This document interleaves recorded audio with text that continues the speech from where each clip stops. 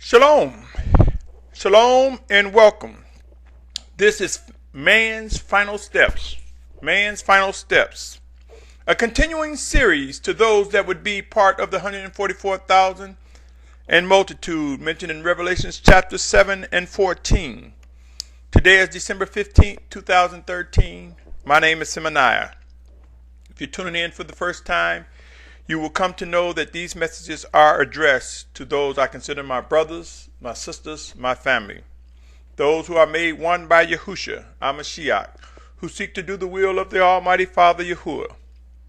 He that is creator of all. He that is Aleph Tah. With that said, in this segment of Man's Final Step, I want to address managing grief and pain. Managing grief and pain. It's coming. My brothers and sisters, while many may desire to run and hide or ignore details of what's to come regarding end times, it will be the most challenging times of man's existence. In the midst of all prophesy, we will be tasked to manage grief and pain in order to press forward towards our calling.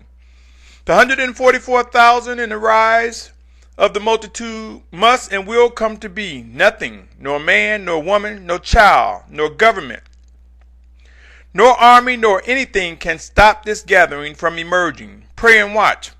It will be a time of phenomenal power being demonstrated by the Almighty Father Yahuwah through a set-apart spirit sent in Yahushua's name, and possibly through or at the mouth of his chosen prophets and or leaders.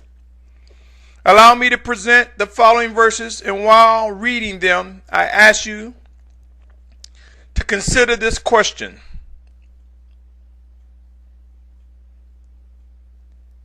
If you witness these conditions, would it cause much grief and pain? Do you think it would be wise to pray and begin learning how to manage grief and pain? Keep in mind some of our loved ones, close friends, paternal relatives, co-workers, neighbors, associates, etc.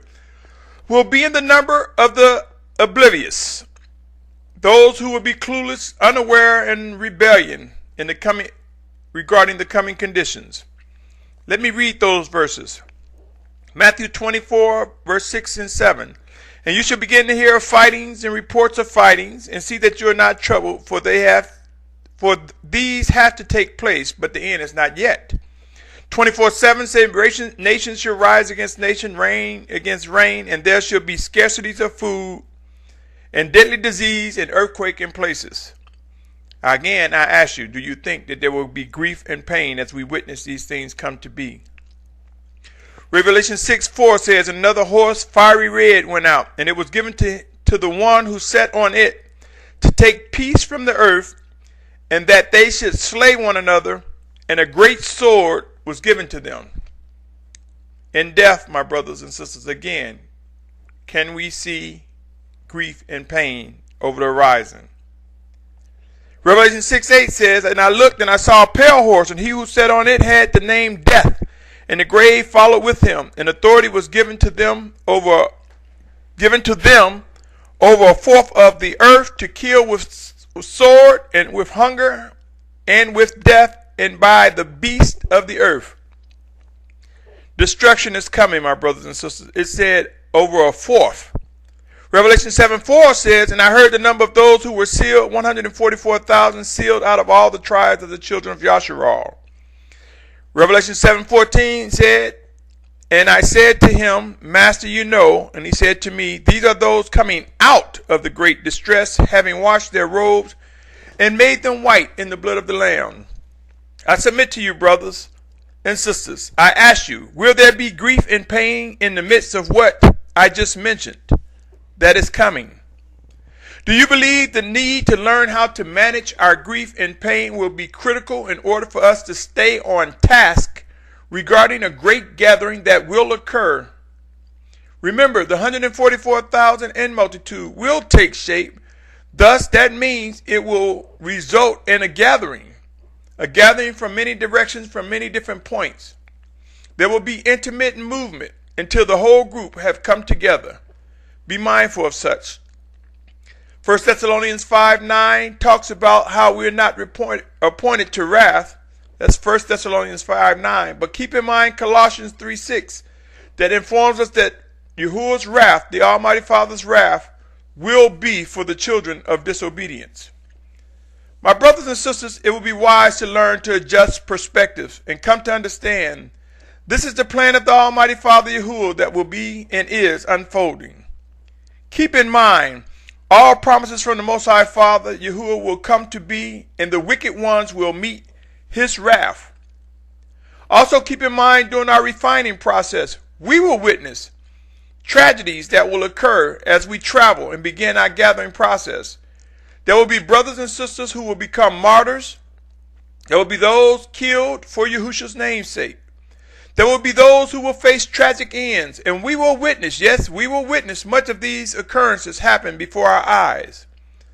We will come to experience the need to continue to march forward in spite of our grief and our pain. Again, the coming days will demand us to learn how to manage grief and pain, lest we become distracted, weak, and weary, resulting in slow movement and sluggishness to respond to the call that is before us. I am not insensitive, my brothers and sisters, but these things are coming and they are too real. End times will come with a schedule of events. The clock is ticking and there is work to be accomplished. Each of us are being refined and will be perfected to perform specific tasks, duties, as guided by the Spirit of Yahushua, either directly from him or through one whom he has chosen to lead us. Yes, curiosity will pull at us to look at things that are occurring, to look in amazement and stare at what will unfold before our eyes. But remember what happened to Lot's wife for looking back. But his wife, Genesis 19:26 tells us, but his wife looked back from behind him and she became a post of salt. My brothers and sisters, there will be many instances where we will not have time to bury nor attend funerals of our deceased. We will be ordered to march forward. I have prayed continuously, daily, for Yasharal. I have prayed to discern and understand what is to come. I can only find comfort in knowing that this is the plan created by the hand of the Almighty Father Yahuwah. I can only discover the ability to press forward and manage grief and pain by the guidance of the Spirit of Yahushua. I pray that you've listened to these words, that you listen to them carefully, for humbling events that are emerging will intensify. We can, and I suggest that we begin to discuss these matters among loved ones, true family members, believers of like goals. It will help in the preparation process. Prepare, my brothers and sisters, though this may be an unattractive topic, it is all too real. End time prophecies bring a fierceness like never before witnessed by man. Be encouraged, my brothers and sisters. I strongly believe we will come to learn how to manage grief and pain by the living guidance and teachings from the Spirit of Yahushua and those whom he will use to lead us. Until next time, my brothers and sisters, remember, there will be a rise of the 144,000 in multitude. And remember, these are indeed man's final steps. Stay tuned as the series continues. Pray and watch earnestly. Establish a ready mind to discern and understand and respond accordingly.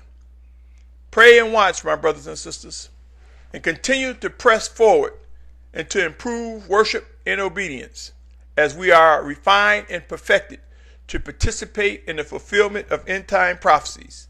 Until next time, remember, my brothers and sisters, managing grief and pain is paramount, and it is coming. It's coming, my brothers and sisters. Until next time, continue to stay tuned as the series continues. Shalom, shalom, shalom.